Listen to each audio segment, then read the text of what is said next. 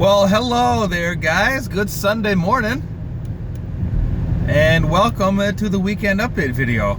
Last couple weeks, guys, I've been doing this, showing you guys my screen. I'm not going to do that today. Not because I had a bad night, not because of anything other than I wanted to address a different situation, not related to me, but related to Rideshare. So before we jump into that, guys, I wanted to just kind of briefly talk about this weekend. So as per usual, guys, thanks for jumping on the stream with me. I had quite a few people on the stream with me last night, so I do appreciate that. There is currently, as I am filming this video, there's actually only one part to the stream that was uploaded. That was the second part. The first part did not get uploaded, and it's on my channel. I can see it, but it's been blocked for copyright reasons. There's only one song that they flagged me on, so I asked YouTube to remove the song. So once they remove the song, it will be re-uploaded. So I'd imagine at some point today or tomorrow that the first part of the stream should be up. But this weekend really wasn't that eventful. I'm at my mom's house in the Des Moines area, and I drove up on Friday morning and decided not to drive Friday night because we had a full day on Saturday. So Saturday, my brother plays in the Special Olympics here in Iowa, and they had a volleyball tournament on the campus of Iowa State on Saturday. So we went to that on Saturday all day, and it started at like 9. So I didn't drive Friday night because I knew I had to be up early to make it to Ames, which is about 30 to 35 minutes from my mom's house. So I didn't drive Friday night for that reason. My dad does drive in Ames, and he did tell me that he drove on Friday night in Ames, and he's an XL, and he made $13 an hour, so he went home. And so Saturday we got up, we drove up to Ames, went to the volleyball tournament. My brother's team got gold. They had 2 games in the morning, and the 2 games in the morning basically determined the actual seeding for the tournament, which took place after lunch. So they went 2-0 in the morning games, which made them a #1 seed in their bracket, and there's only 4 teams in their division. So they were the only ones to go undefeated. So they were the #1 team in their division. And after lunch, they came back, and the rules changed when it's the actual tournament. So they only played 2 games to 15 sets, or to 15 points in the morning. They won them both. The afternoon, they played the first. They had 2 games, and both of those games were the best of 3 sets, and they played at 21. So they won the first match. They won 2 out of 3 sets. They only lost 1 set.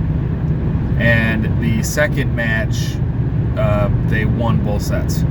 So they won the gold. So that was really exciting.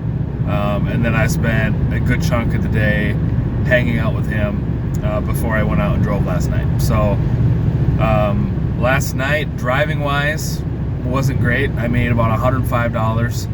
I drove from 9 until, I think I took my last fare around 2:30. So not a great night. $105 in, what is that, 5 hours? 6 hours, 7 hours? No, 10, 11, 12, 1, 2, 3, 5 hours. So not a very good night. My dad texted me at 3 and told me that in his XL, he made 160, and he started at 11 and drove until about 3. And he has an XL, so he, and most of his fares are XL fares. He told me it was the worst Saturday he's ever had. So I seem to have a way of picking the bad weekends. So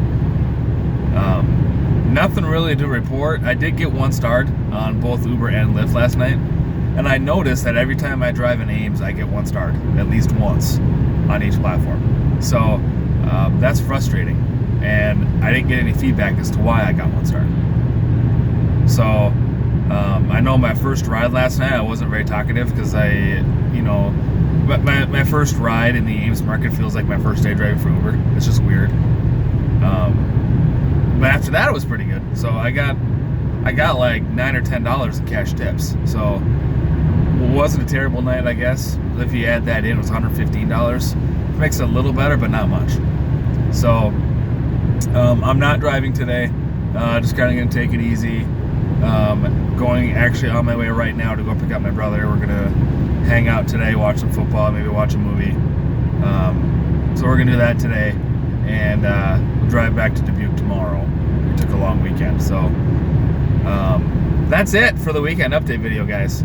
But I also wanted to talk about this viral video that's making its way on Facebook. It's also on YouTube. There was a rideshare driver in New York City. I think he drives for both platforms. But I think the ride in question occurred on a Lyft ride. And the driver's name is Sean. And it's a viral video. So it's about a 16-minute video. And I'm going to put a link to it in the description below. And essentially what happened, my understanding is he picked up a couple from a bar in New York City. They are a gay couple, not that that matters, but the video picks up with one of the guys is on the phone with, I assume, the police department, complaining about being racially profiled and not being treated appropriately. He claims he got in the car, the dude was listening to gospel music, and he wanted to listen to his own music, and the driver said no. And supposedly the driver, Sean, was very, very rude about it, and they considered it racial profiling, or at least the passengers did, and stated that, so essentially the guy, I don't know if the rider asked him to pull over or if he decided to pull over on his own, but he pulled over on a corner in a safe location.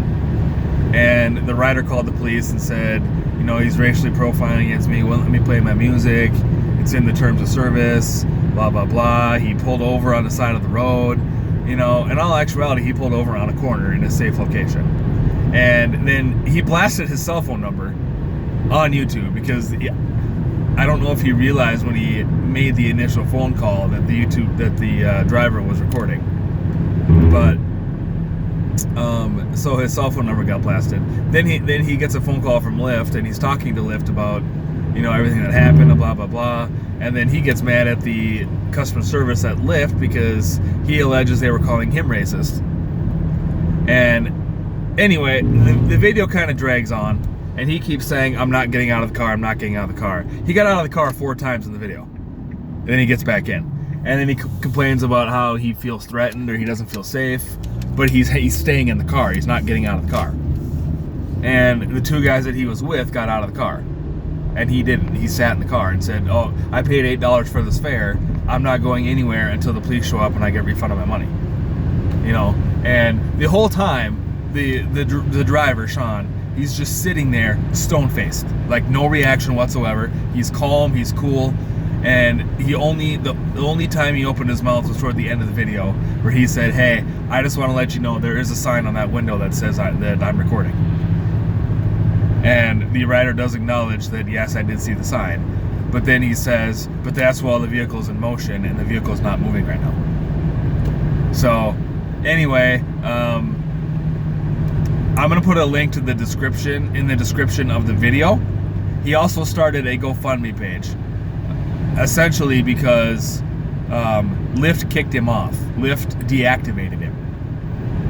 And this is all on his GoFundMe page, but Lyft deactivated him, and I don't really understand why, because he did nothing wrong, as far as I can tell. The dude is driving rideshare full-time to support his wife and 2 kids. So essentially that's what happened. He posted an update on his GoFundMe page saying that 2 or 3 days after this incident, he got reactivated.